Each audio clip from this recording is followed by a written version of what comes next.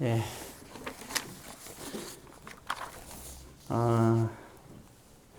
오늘은 스승의 주일로 우리가 드리게 됩니다. 그러니까 그 묵도 묵상 그 처음에 그 묵도죠. 예, 말씀에서 보게 되면은 또 두 가지 말씀으로 봤는데 그 갈라디아서 6장 6절에 보게 되면 가르침을 받는 자와 또 가르친 자와 또한 모든 것 좋은 것을 함께하라 공유하는 그러한 또 말씀, 그 귀한 말씀을 또 여러분들이 또 참고하시기 바랍니다. 자, 오늘 이 시간에 우리가 제목은 그 땅으로 가라 하는 말씀입니다. 여호수아의 말씀을 요즘에 보고 있는데 우리 서로 전우자와 간에 인사하기 바랍니다. 주님을 사랑합니다. 이렇게 서로 인사하시기 바랍니다. 네, 사랑합니다. 네. 저 인사가 좀 약간 특이했죠. 맨날 이제 상대방을 사랑하고 아니면 서로 사랑한다 그러다가 갑자기 대상이 주님으로 바뀌니까 좀 당황스럽기도 했을 거예요. 자, 오늘 여호수아서 보게 되면 이렇게 이제 너는 이제 이 모든 백성과 더불어 일어나라. 그리고 일어나서 가라 이렇게 얘기했습니다. 예, 우리가 이제 지금 한참 이때가 모세가 죽은 다음에 모두가 참 되게 슬퍼했던 상황이었어요. 예, 이러한 때에 이제 주어지는 말씀. 이제 그만 백성들과 함께 슬픔을 멈추고 이제 일어나서 이제 가라는 그런 말씀입니다. 그래서 오늘 이제 그 가라는 말씀으로 그 땅으로 가라는 말씀을 한번 또 가지고 우리가 또 나누기를 원하는데요. 자, 그러면 이제 우리가 이제 가라는데 도대체 이게 또 어디로 가고 이제 하는지 우리가 보면 그 땅으로 약속의 땅인 걸 알 수 있죠. 자, 그럼 먼저 여기서 우리가 생각해 볼 게 있어요. 백성과 더불어 그 많은 백성을 이제 데리고 여호수아가 이제 요단강을 건너는 장면들이 나오게 되죠. 이렇게 가게 되는데 중요한 건 누구와 가느냐가 되게 중요하죠. 그러니까 모든 백성을 다 데리고 갑니다. 네, 근데 이제 이 백성을 데리고 가는데 중요한 건 가는 게 중요한 거예요. 우리 모든 시간이라는 게 참 묘하죠. 시간이라는 거 사람마다 다 달라요. 태어난 시간도 다르고 또 사건이 있는 일들 시간도 다르고 다 도착한 시간도 다르잖아요. 그 시간이 참 중요한데 이제 오늘 여기 이제 그 여호수아 1장에 나오는 시간 속에서는 여호수아 백성들이 이제 가야 되는 시간입니다. 가는 시간. 우리도 인생이 지나가고 있어요. 과연 나의 인생에서 나는 무엇이 지나가고 있는가를 생각을 해볼 필요가 있어요.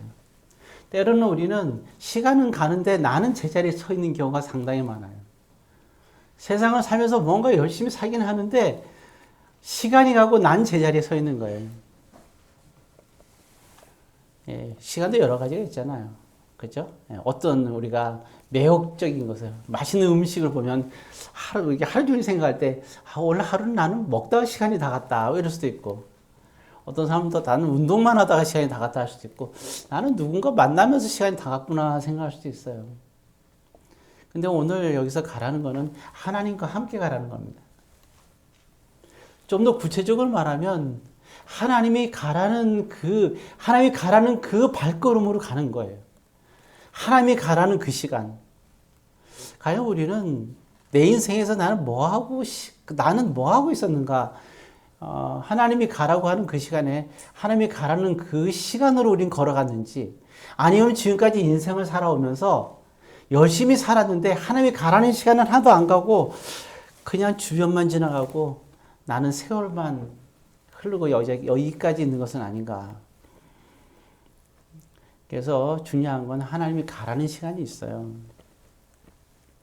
모세도 나이가 80이 될 때까지 한 걸음도 못 움직였어요. 나이가 80이 됐을 때 비로소 가라고 했을 때 모세는 그 찬스를 놓치지 않았어요.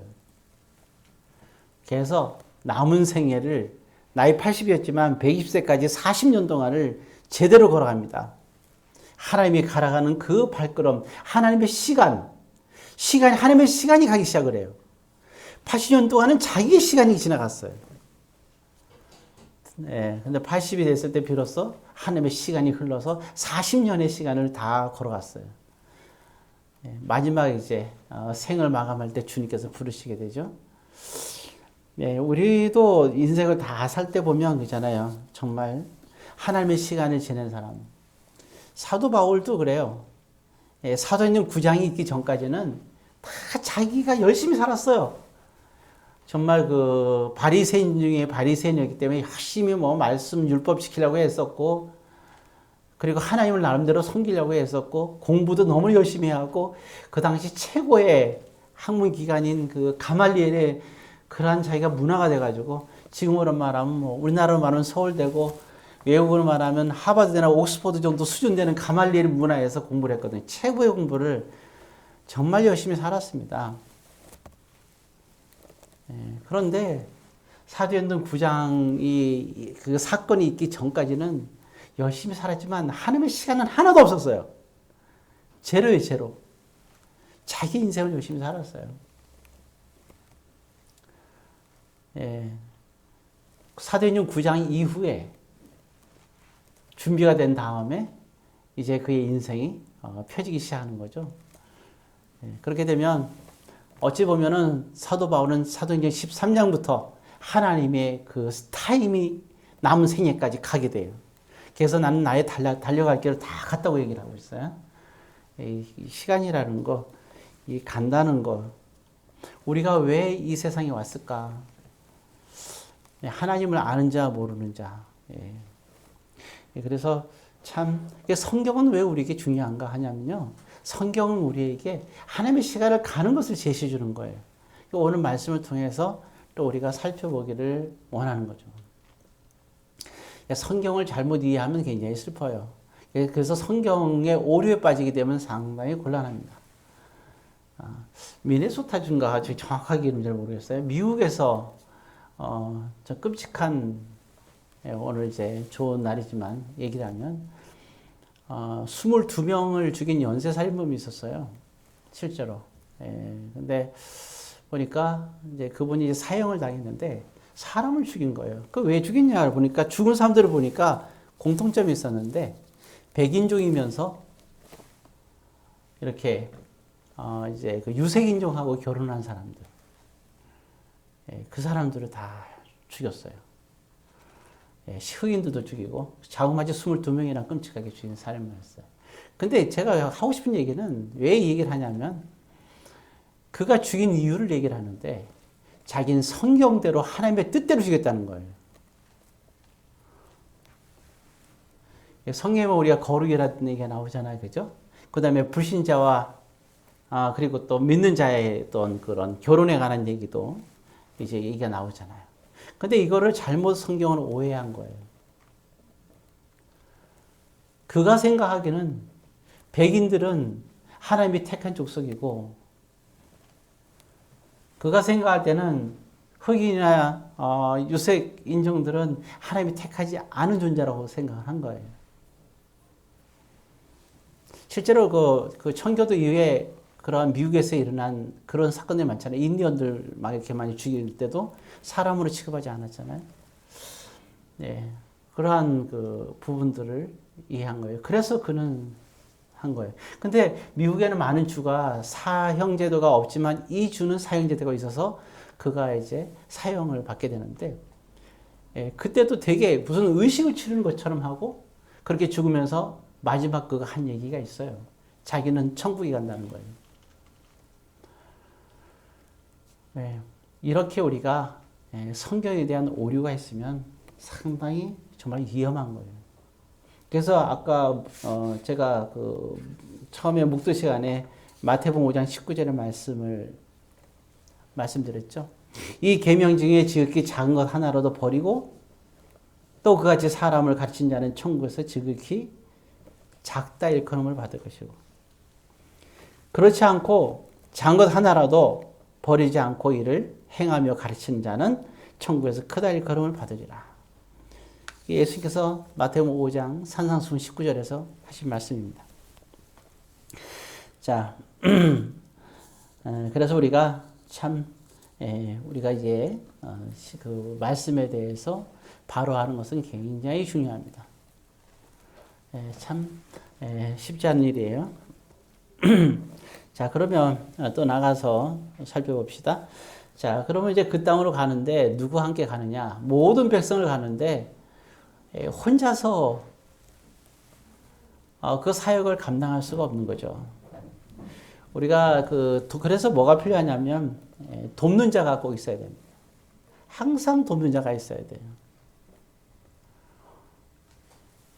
우리가 보면 부부의 개념에서도 이 돕는 자가 되게 중요합니다. 에베소서에도 이제 결혼에 관한 얘기 쭉 나오고 하는데요. 그런 말씀 있잖아요. 부부지간을 얘기하면서 하나님께서 맺어준 그러한 부부는 사람이 헤어져서는 안 된다 하는 말씀 우리가 알고 있잖아요. 그 말씀이 있는 가운데서 이제 또 그 사도 바울은 그 비밀을 얘기한다면서 교회와 그리스도 성도의 공동체를 얘기하고 있어요. 자, 무슨 얘기를 또 하려고 하냐면 처음에 이제 우리가 알다시피 처음에 인류가 하나님께서 만드신 아담이잖아요. 근데 아담이 혼자 있을 때 그에게 이제 그에게 이제 그 아내를 주는데 근데 거기서 처음에 나올 때 남자와 여자를 창조하셨다 이렇게 나오잖아요. 예, 그래서 이제 처음에 아담 혼자 있었지만 이제 그의 아내를 주게 되는데 그때 그 아내에 대해서 얘기할 때 이렇게 얘기하고 있어요. 왜 그러면 아담이 왜냐하면 그 모든 짐승의 이름도 다 지으면서 하나님의 그러한 이제 역사를 이루어가기 시작하는데 이렇게 나와 있어요. 창세기 2장 20절을 한번 보겠습니다. 창세기 2장 20절 같이 있습니다. 아담이 모든 가축과 공중의 새와 들의 모든 짐승에게 이름을 주니라. 아담이 돕는 배필이 없으므로. 예, 아담이 이제 하나님의 사역 중에 한 가지가 이름을 짓는 거였어요. 그렇죠? 예.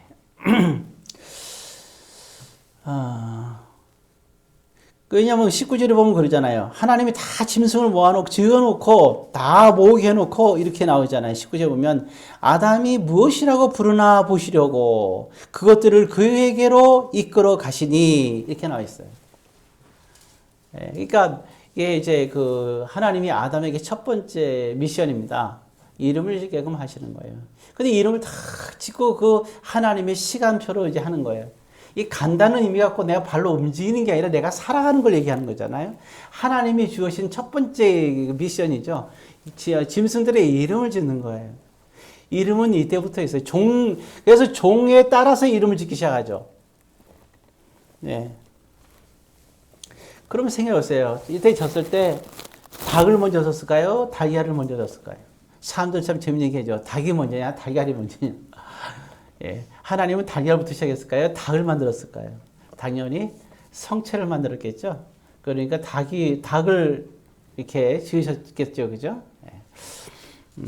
아담을 창조하시는데 아담을 처음 창조할 때 애기 그러니까 막 태어난 애기로 만드셨을까요? 아니면 성인의 애기를 만들었을까요? 예, 애기로 만들지 않았겠죠. 예, 그거는 말이 안 되잖아요.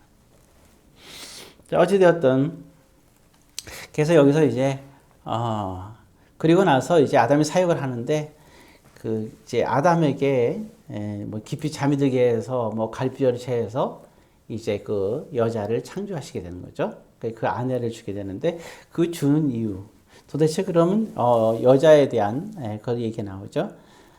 거기서 이때 이제 남자와 여자를 창조하시고 할 때 여자에 대한 얘기가 나오는데 이렇게 나온 거예요. 20절에 돕는 배필이 없으므로. 그러니까 돕는 자인 거죠.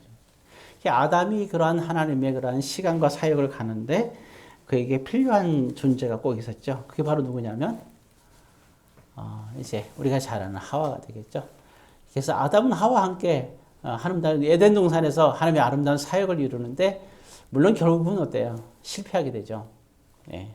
거기서 선악과를 따보면 실패하게 되죠. 그러나 중요한 것은 돕는 자가 또 이렇게 있고 또한 부부의 관계에서 구약을 거치던 신약을 거치던 그래서 아내에게 얘기했을 때 남편에게 순종하라는 얘기가 이제 가정의 날이잖아요. 다음 주가 이제 부부의 날인데 남편은 정말 아내를 자기 목숨처럼 사랑해야 되는 건 당연한 거고, 그리고 서로 인격적으로 돼야 되는 건 당연한 거죠. 그다음 모욕감을 줘서도 안 되고요.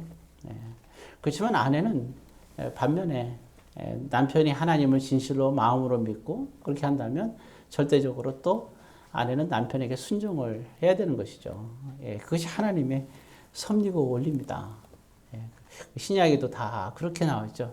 그 얘기를 하면은 또 남자나 여자나 서로 불만을 갖는데 그 불만 갖는 게 그게 안 좋은 거예요. 하나님의 그 섭리가 있어요. 근데 이것이 돕는, 왜냐하면 그게 아내는 남편을 돕는 자라는 것은 되게 중요한 부분이기 때문에 그래요. 그렇지만 또 그 교회에서도 하나님께서 남자 여자 똑같이 은사를 주셨어요. 그래서 이 은사를 주시면서 하나님께서 부르신 거예요. 소명자예요. 남자든 여자든 똑같이 소명자입니다. 그래서 각자 은사를 주시고, 그래서 각자 은사대로 또 교회를 섬기며 살아가야 돼요. 그렇죠? 그런 부분이죠. 하나님을 사랑하고 아내를 사랑한다면 아내가 그 은사대로 열심히 하나님과 교회를 섬기는 걸 만약에 방해한다면 그건 진짜 불신자와 똑같은 거죠. 그건 잘못된 거죠. 그래서 그 부분은 굉장히 하나님과 아내를 노하게 만드는 일이죠. 이런 부분이 안 된다는 거예요. 그렇지 않지만 그 하나님 섬기는 일이 아닌 일반적인 일에 대해서는 또한 이게 돕는 자로서 이렇게 또 돼야 되겠죠. 어쨌든 아담에게는 하와가 돕는 자로서 같은 사역을 이뤄가게 됩니다. 하나님이 보실 때 그게 필요하다고 생각하셨어요. 그래서 사람에게는 반드시 돕는 자가 필요하다 하는 것을 말씀드리고 싶어요. 또 보게 되면 이제 그 우리가 잘 아는 대로 그 여호수아에게도 마찬가지예요. 이제 이스라엘 백성들을 끌고 이렇게 가는데 이렇게 보면은 그렇게 생각하면 돼요. 저기 위에 북쪽서부터 이렇게 표시하면 네 가지 지명을 좀 여러분들이 이해하면 좋겠어요. 위에서부터 밑으로 쫙. 그러니까 이스라엘을 반을 뚝 잘라 보면요. 이 남쪽을 중심으로 말씀드릴게요. 이게 이스라엘 반으로 뚝 자르면 가운데가 어디냐? 예루살렘이에요.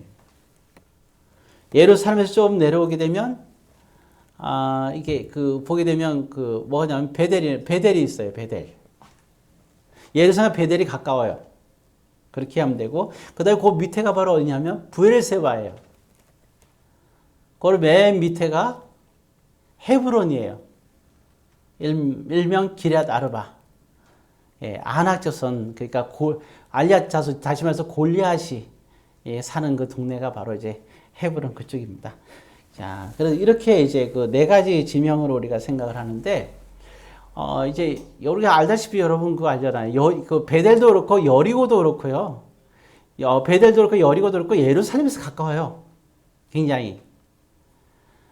근데 처음에 우리가 기억해 요단강을 건너서 여호수아가 도착한 데가 어디예요? 길갈이잖아요.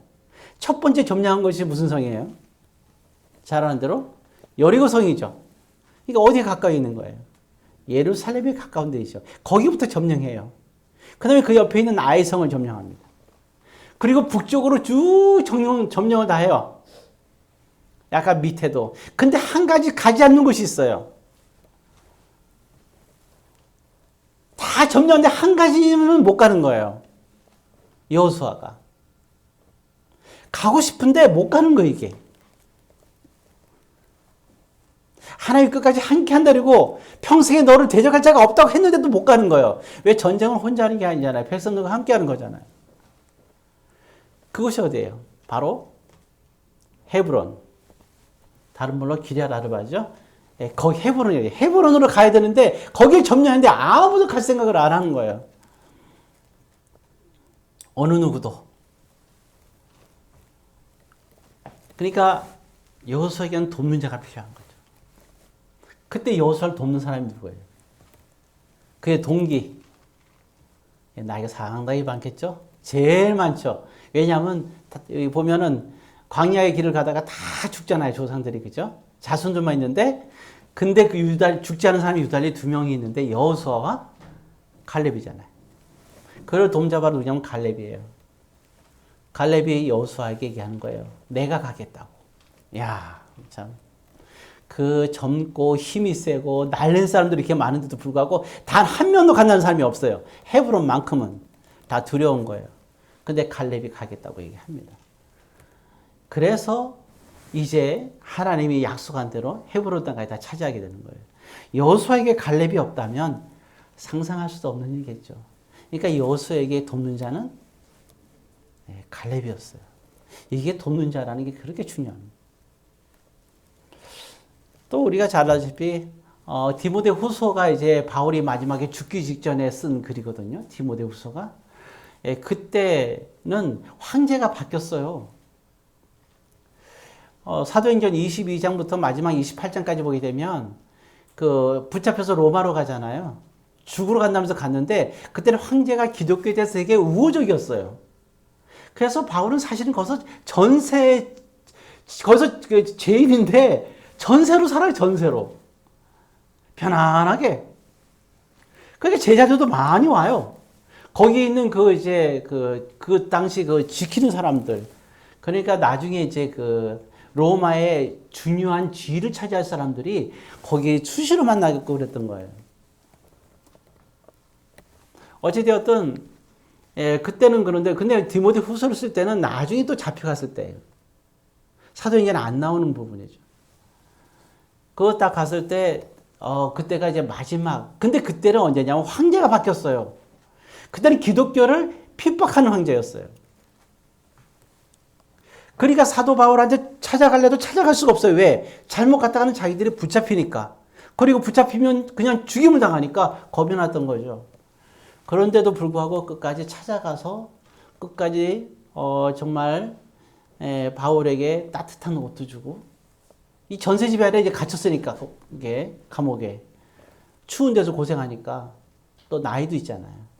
가가지고 목숨을 걸어야 되는 거 아니에요.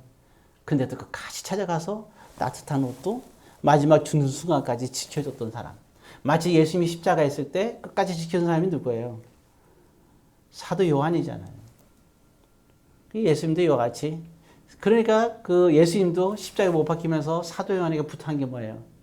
눈에 이렇게 밟히는 게 있잖아요. 사람 오셨으니까. 바로 자기를 성령으로 동정녀의 몸으로 자기를 해준 마리아. 사도 요한에게 뭐라 그래요? 내 어머니를 부탁한다. 사도 요한이 예수님에게는 돕는 자였던 거죠. 그러면서 편안하게 고통스럽지만 어머니를 맡기고 나서 호련하게 십자가에서 돌아가신다. 오늘 바울도 마지막으로 그래서 디모데서를 다 쓰는 거예요. 쓰면서 이제 모든 것을 마무리하는 그런 글을 쓰게 되는 거죠. 디모데에게 부탁도 하면서. 그러면 우리가 로마서 보면 바울은 13서신이 알잖아요. 제일 처음에 나오는 게 뭐예요? 로마서잖아요. 그 다음에 고린도서잖아요. 이게 다 교회예요. 로마 교회, 고린도 교회, 데살로니 교회, 다 교회인데, 근데 뒷부분에 디모데 후서는 개인에게 보내는 거예요. 사랑하는 제자에게. 그래서 바울은 이를 정말 끝까지 도왔던 그러한 몇 사람들은 있지만 디모데가 이렇게 돕는 자로 있었습니다. 오늘 그래서 믿음 생활은 왜 하나님께서 피값으로 기독교 우리가 공동체에 있느냐. 이 공동체 안에서 공동체와 교회를 섬기면서 정말 하나님을 사랑하는 그러한 증거를 그리고 하나님 앞에 수고하는 헌신을 하나님께서 받으시는 영광을 교회를 통해서 하나님께서 지금 받으시기 때문입니다. 교회를 떠나서 어디에서 하나님을 사랑할 수 있으며 교회를 떠나서 어디에서 하나님을 사랑한다고 고백할 수 있으며 그렇잖아요. 그래서 여러분들이 만약에 공동체 간에서 갈등이 있을 때는 여러분들에게 축복이 주어진 거예요. 왜? 그 갈등을 여러분들이 자비와 사랑으로 극복했을 때 하나님의 아름다운 상급이 있잖아요. 신앙생활 할 때 어려움이 여러분들 다 오고 삶의 갈등 속에서도 그 또 삶 속에서 그리고 바쁘고 몸도 약하고 여러 가지 열악한 상황에서도 열심히 하나님과 교회를 섬김으로 인해서 하나님께 인정받을 수 있잖아요. 그러니까 이것이 얼마나 큰 축복입니까? 하나님께 우리는 참 그래서 그런 부분에서는 참 감사한 일이 아닌가. 이러한 가운데에서 계속 우리는 열심히 교회를 충성하고 나갈 수밖에 없는 거고, 여러분들이 또 말씀을 배운 대로 또 여러분들도 그 말씀을 가지고 또 여러분들이 주변에 있는 사람들에게 또 말씀을 가르쳐야 되죠. 그러니까 여러분들은 제자인 동시에 스승이 돼야 됩니다. 일어나서 가라. 그럼 뭐예요 이게? 여러분들 그런 일 하는데 각자 여러분들 하는 일 있잖아요. 거기 먹는 자가 있어야 돼요. 돕는 자가 있어야 돼요. 사업을 한 자도 이제는 혼자를 하는 것도 중요한 게 아니라 돕는 자가 중요해요. 기도해야 돼요. 돕는 자를 달라고. 다릅니다. 좋은 직원과 하나님께 붙여지는 돕는 자는 분명히 달라요. 직장생활도 마찬가지예요. 직장생활 때도 돕는 자가 있어야 되는 겁니다. 내가 돕는 자가 아닙니다. 나를 돕는 자가 필요해요. 내 인생을 살아갈 때도 돕는 자가 필요해요. 억지로 돕는 자가 되어달라고 하는 게 중요한 게 아니에요. 하나님이 붙여주시는 돕는 자가 필요해야 돼요. 정말 나에게 필요한 돕는 자가 누구인가를 우리는 알아야 돼요. 예, 우리 교회는 참 축복받은 거예요. 왜냐하면은 우리 교회는 그 연세 있는 분들, 실법 있는 분들은 정말 우리가 그 돕는 우리 이현재 선생님이 계시잖아요. 너무 축복인 거예요. 그렇게 정말 마음과 정성을 다해서 정말 이렇게 들어주고 이렇게 하는 사람이 어디 있어요? 주일학교도 몇 번 이렇게 하셨지만, 예, 그렇지만 저는 그 처음에 그 사역을 하면서 제가 전도사 시절이잖아요, 그죠? 이현서 만났는데 알고 있었어요. 예, 우리 저 이현서님은 실법에 탁월한 은사가 있습니다. 전 그거 하나만 봐서 제가 없는 걸 갖고 있어요. 예, 얼마나 감사해요. 그래서 지금 이제 많은 분들이 돌아가셨지만 어쨌든 참 그게 감사한 일이다 생각이 듭니다. 그래서 이 돕는 자에 대한 얘기를 드렸어요. 자, 그리고 그 예수님께서 특별히 또 돕는 자를 또 우리에게 또 하나 주셨어요. 그게 누구냐? 요한복음 14장 26절입니다.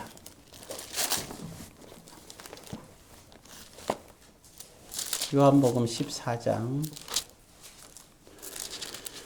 26절입니다. 자, 172페이지고요. 요한복음 14장 26절. 자, 같이 있습니다. 보혜사 곧 아버지께서 내 이름으로 보내실 성령, 그가 너에게 모든 것을 가르치고 내가 너에게 말한 모든 것을 생각나게 하리라. 반드시, 왜냐하면 그냥 보혜사를 보내고, 보혜사는 것은 우리를 돕는 자라는 뜻이에요. 성령 하나님이 우리를 도와주시기 위해서, 그래서 예수님이 우리 그렇게 십자가에서 이제 제자를 떠나면서 너에게 더 유익하다는 게 뭐냐면, 나는 너희를 도울 수 없지만 너희를 돕는 자가 온다는 거예요. 하나님이면서. 그게 성령 하나님인 거예요.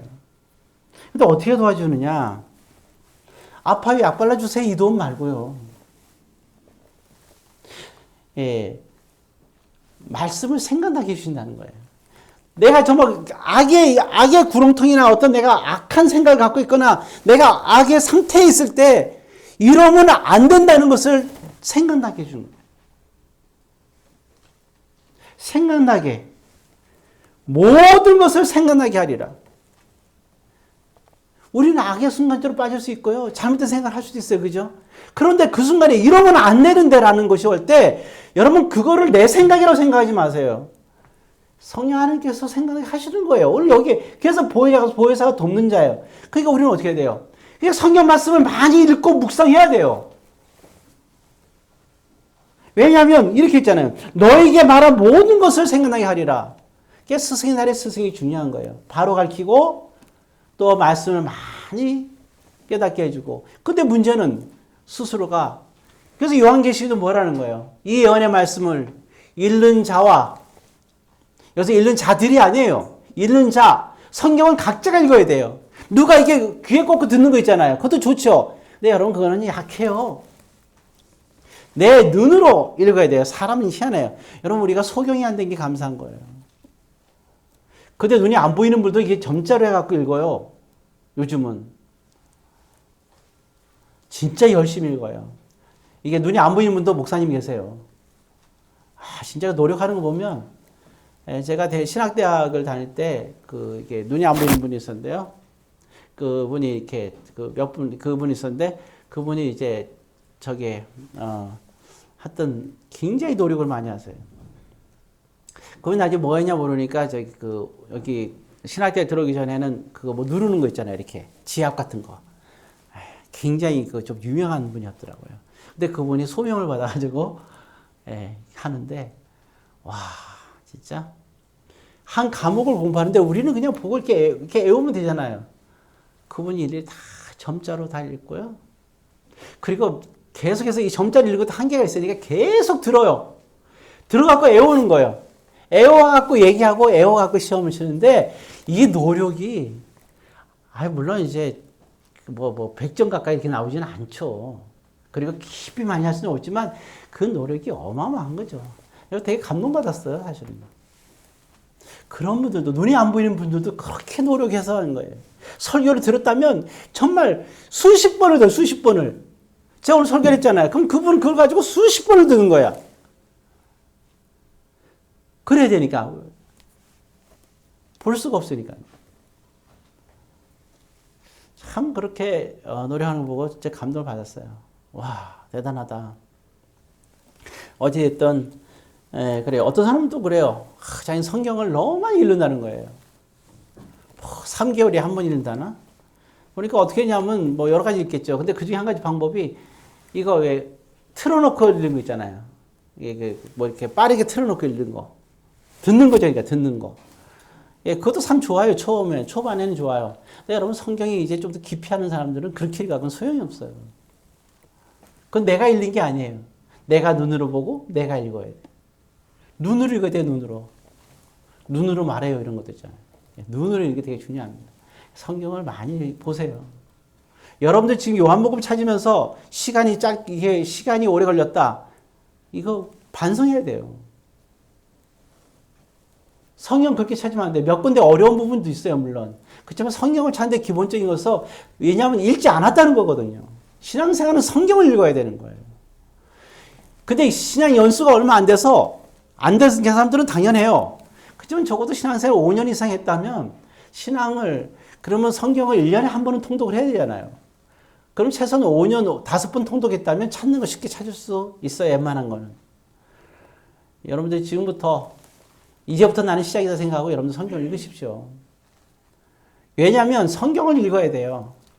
그리고 성경을 배워야 됩니다. 그래서 성경은 내가 훈련을 해야 돼요. 내가 성경 말씀대로 살 수 없는 이유, 죽을 때까지 성경 말씀대로 살 수 없어요. 왠지 아세요? 훈련을 안 하면요. 스승을 통해서 훈련을 안 하면, 성경 말씀대로 살려는 훈련을 안 받으면, 정확하게 말하면 성경 말씀대로 살 수가 없어요. 그래서 제자 훈련이 필요한 거예요. 그러나 그 제자 훈련은 여러분들 선택이죠. 근데 뭐가 중요하냐면 하나님께서는 우리가 이 세상에서 너무 악하기 때문에 우리가 아무리 의지가 강해도 세상대로 살다 보면 하나님 말씀대로 살 수가 없다는 거예요.